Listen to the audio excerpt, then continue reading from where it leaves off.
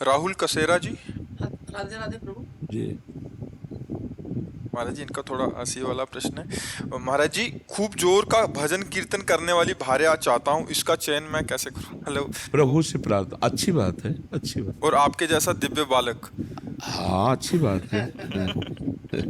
और आप वो अवस्था भी बता दीजिए कि मतलब देखो उतने बच्चा। उतने वर्ष तक उसका पालन पोषण हाँ, करके फिर देखो। उसे विरक्त मार्ग में वृंदावन। पहले दुल्हन तो मिले यार।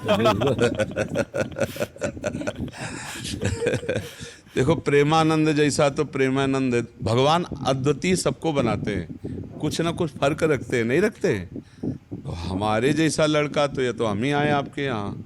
तो तुम तो अभी इतनी अवस्था के हो, अब या तो हम मरे और फिर तुम्हारे अंश से पैदा हो, तब ये बात है। तो ये तो अब होगा नहीं, क्योंकि हमको तो जाना है श्री जी के पास, अब जन्म होना नहीं। तो अब हमारे जैसा मतलब एक भक्त समझो, भक्त पुत्र पैदा हो, लेकिन हमारे जैसा हाँ भक्त महाराज जी, पुत्र उससे पहले पत्नी तो आ जाए।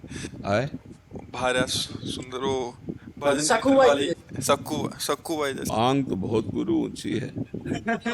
सखू बाई जैसी पत्नी हो, प्रेमानंद जैसा लड़का हो, तो फिर बाप कैसा होना चाहिए? बात ये तो देख, तुम्हारी मांग तो है, जैसे नहीं मतलब हीरे का हार हो, स्वर्ण की करधनी हो, तो रकम कितनी तुम्हारे पास? बात समझ में आ रही कि नहीं? तुम्हारा साधन बल क्या है?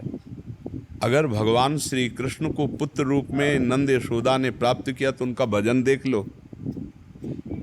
अगर मनोयोग के अनुसार पत्नी प्राप्त की करदम जी ने, तो 10,000 वर्ष तक तपस्या की और भगवान प्रसन्न हुए, तब उनसे मांगा तो देहूति रूप पत्नी, और भगवान कपिल देव जी पुत्र रूप में प्रकट हुए।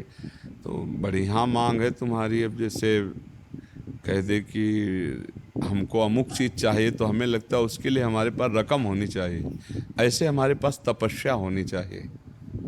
हमारे पिता ने कभी पादुका जीवन में नहीं पहनी और किसान थे।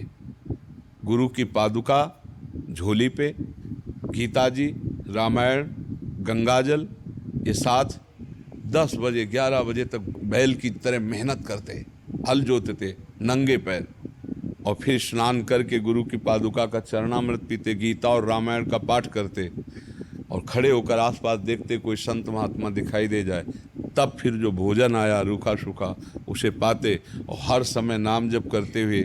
और कभी बनियाइन कुर्ता नहीं पहना, एक नीचे अचला एक ऊपर अचला मार्किन का। भीषण सर्दी में कभी स्वेटर कभी बनियाइन कर, ऐसे महान तपस्वी ब्रह्म ऋषि। 1 रुपया कभी बेईमानी का नहीं आ सकता, एक भी कोई अधर्माचरण घर गृहस्थी में नहीं कर सकता, मोहल्ले में प्याज लहसुन नहीं आ सकता। मतलब ऐसे पांडित्य, ऐसे भागवतिक भाव। और शाम के जब पूरा परिवार बैठता, तब भागवत की चर्चा होती, सब भागवत सुनते, अपनी अपनी सैया में जाओ, 4 बजे फिर उठ के फिर शुरू भगवत कीर्तन, भगवान नाम, शंखत ध्वनि, आरती, पूजा। और माता जी हर समय, एक 2 खंडा मकान था, 2 खंड का, ऊपर वाले खंड में राधा कृष्ण की मूर्ति सामने रखे, वो जपय में बैठी रहती हर समय। तब प्रेमानंद जन्मा उनके घर में।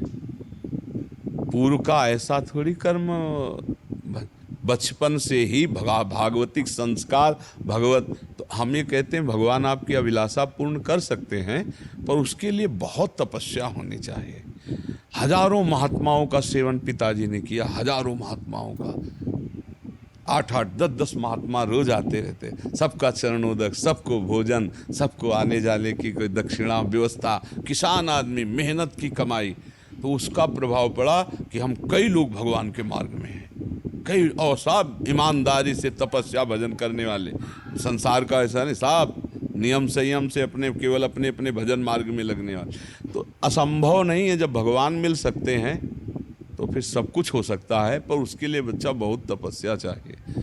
तो ऐसा सखू बाई जैसी, सखू बाई के लिए भगवान बंध गए, नहीं बंध गए, बंध करके स्वयं अपने को बंधन में डालकर सखूबाई बनकर उनके पति की सेवा, सखूबाई को मुक्त कर दिया। भगवान मुक्त बंधन में बंध गए और भक्त बंधा उसको मुक्त कर दिया। हमें लगता है तुम बच्चा थोड़ा सा ऐसी भावना करो कि भगवान कृपा करे और हमारे अनुकूल पत्नी दे दे, कोई भगवत भक्त पुत्र मिल जाए, ये बढ़िया है, ऐसा भाव करो। और हमारे अंदर सामर्थ्य नहीं तो फिर आशा मात्र से तो नहीं मिल जाएंगी। नहीं, एक आशा करो, आपको बाजार में जाके तो वहाँ आपको पैसा चाहिए। ऐसे ही संसार में सच्ची मानो ना, बिना भजन और पुण्य के बिना कुछ नहीं मिलने वाला। जैसे जो लोग पाप कर्म कर रहे हैं, छीना झपटी कर रहे हैं और खूब धन एकत्रित कर रहे हैं, तो उनका पुण्य नष्ट हो रहा है। और जिस दिन पुण्य नष्ट हो गया तो सब एकत्रित किया भस्म हो जाएगा, देख लेना, सब नष्ट हो जाएगा पुण्य के कारण से। तो पुण्य का सारा खेल है। तो हमें लगता है खूब नाम जप करो। नाम जप करते हो? हाँ, खूब नाम जप करो और भगवान से, यार हमें लगता है दुल्हन मांगने की जगह भगवान को ना मांग ले है यार, फिर मतलब घुमा के जाने से अच्छा है भगवान को मांग ले कि आप ही मिल जाओ। तो भगवान को हमें लगता है सीधे उन्हीं से मांग करनी चाहिए और उन्हीं से कहे कि आपको पता है कौन भक्त कैसा है, आप आ जाओ हमारे भावना की पूर्ति के लिए। भगवान बड़े कृपालु हैं। देखो देवकी वसुदेव जी के यहाँ, दशरथ कौशल्या जी के यहाँ भगवान ही तो पुत्र रूप में। उन्होंने कहा आप जैसा पुत्र मिले, तो उन्होंने कहा हमारे जैसा तो हम ही हैं। भगवान सबको अद्वितीय बनाते हैं। भगवान की हम संतान हैं, कुछ न कुछ फर्क मिलेगा, दिमागी फर्क, रूप में फर्क, चाल में फर्क, सोच में कुछ न अद्वितीय मिलेगा। सबको अद्वितीय मिलेगा नहीं, एक जैसा नहीं मिलेगा। कुछ एक जैसे मिलेंगे, कुछ वस्तु है लेकिन कुछ भेद होगा, क्योंकि भगवान अद्वितीय है तो उनकी रचना भी बड़ी अद्वितीय है। कुछ न कुछ फर्क रहेगा, सब एक जैसे नहीं, उनमें स्वभाव में अंतर होगा, उनकी चेष्टा में अंतर होगा। और बहुत जोर का भाई प्रश्न रहा। अब याद रखेंगे कि सखूबाई जैसी पत्नी मिले और प्रेमानंद जैसा पुत्र मिले, पर पिता कैसा होना चाहिए? इसमें तीनों चीजें, तुमने माता और पुत्र की बात कही, पिता कैसे होना चाहिए? राधा नाम जप करें।